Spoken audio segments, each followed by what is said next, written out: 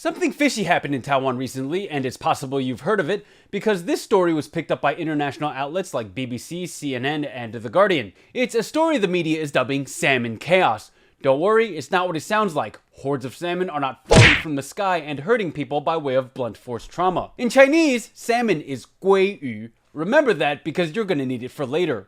On March 15th, a Japanese sushi restaurant chain announced a special promotion on Facebook. They said that anyone who had Chinese characters that sounded like 鲑鱼in their name could get up to 50% off on a meal at the restaurant between March 17th and 18th.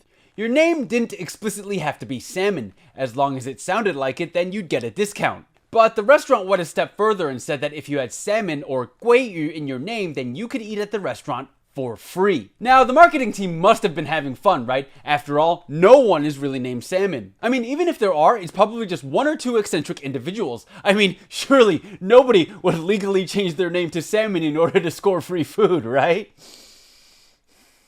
I think you know where the story is going. According to Apple Daily, over the course of 4 days, 331 people legally changed their name to something salmon related just to cash in on the free meal.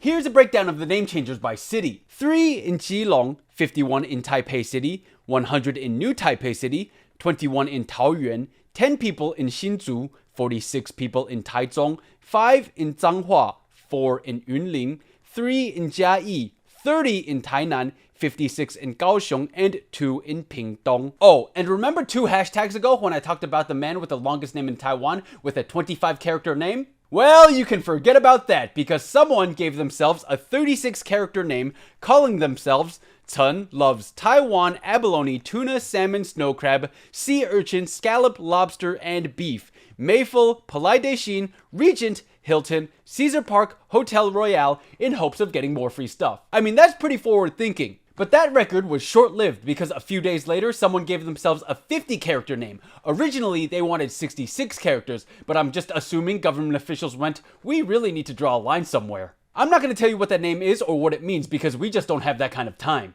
This trend got so out of hand that the government had to get involved. The Interior Ministry made a Facebook post which said, don't go somewhere you can't salmon from.